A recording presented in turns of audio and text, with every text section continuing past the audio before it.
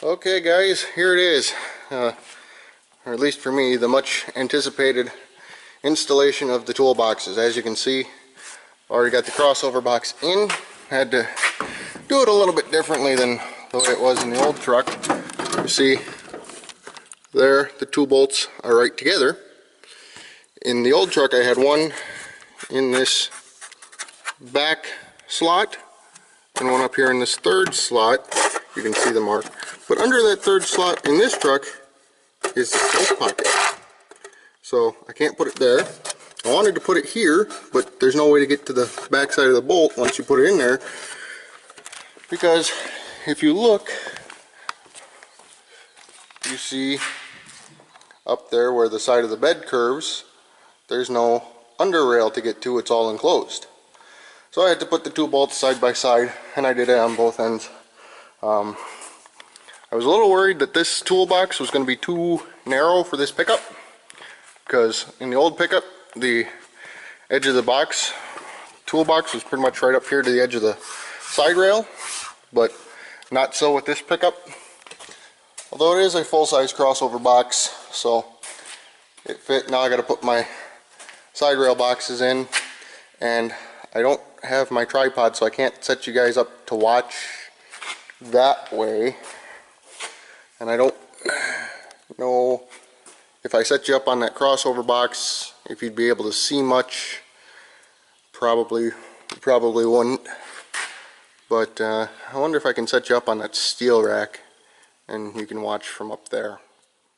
I'll try it and see how it goes.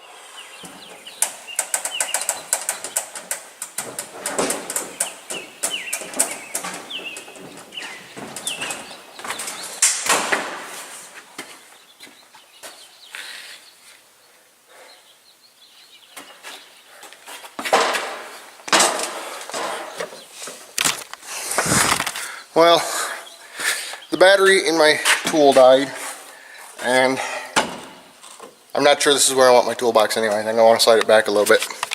I tried to center the latch over the axle, but I'm a couple inches forward, and I think I'm going to slide it about 4 inches back.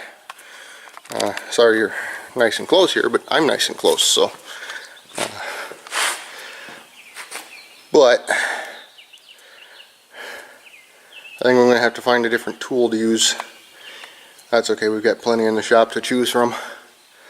That I'll take those two screws that I put in to hold it there so I can see which where I want it out. Slide it back about 4 inches, and we'll try again.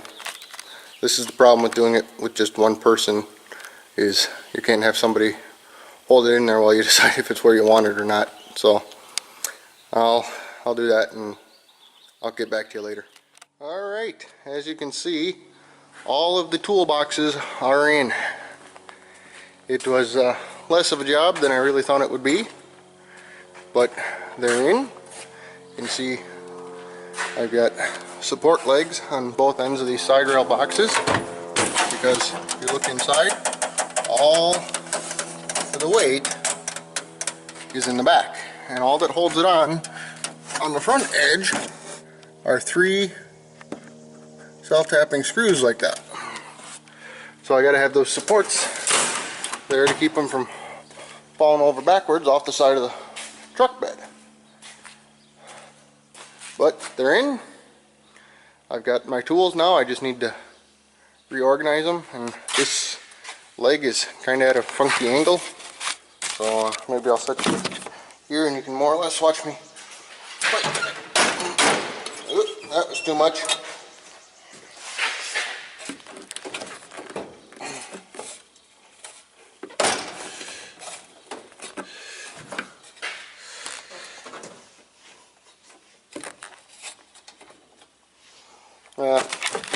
It'll settle in over time. It'll be alright.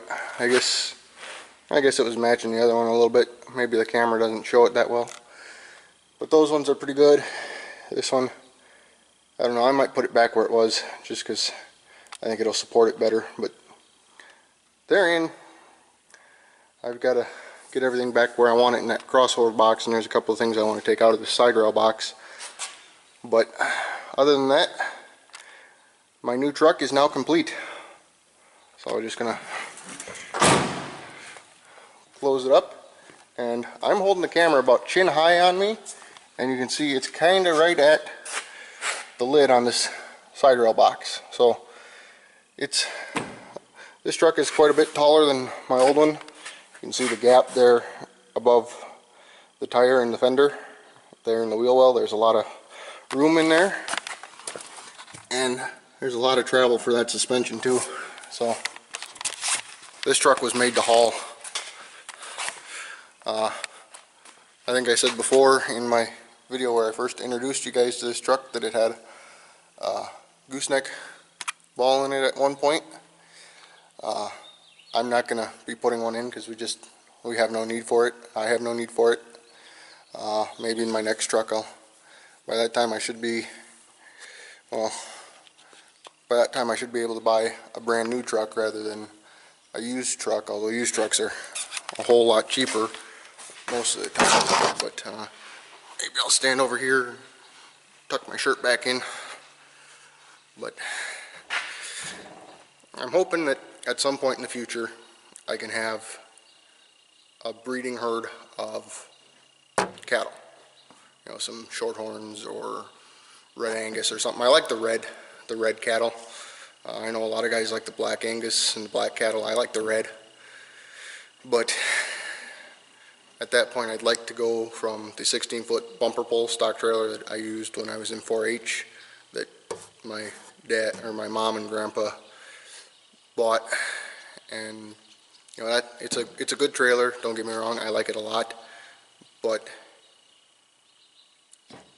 if I get real serious about this whole livestock thing like I plan on, and you know, I've got a couple hundred and I'm taking 20 or so calves to the sale barn every couple of months, I'd like a bigger trailer, you know, like a 28-foot gooseneck or something like that I can put a full load of calves in there and haul a dozen or 15 at a time, instead of, well, if they're small enough you can get a dozen in that trailer, that 16-foot Delta that we've got. But I'd like to have at some point in my life, I'd like to have a gooseneck cattle trailer. I think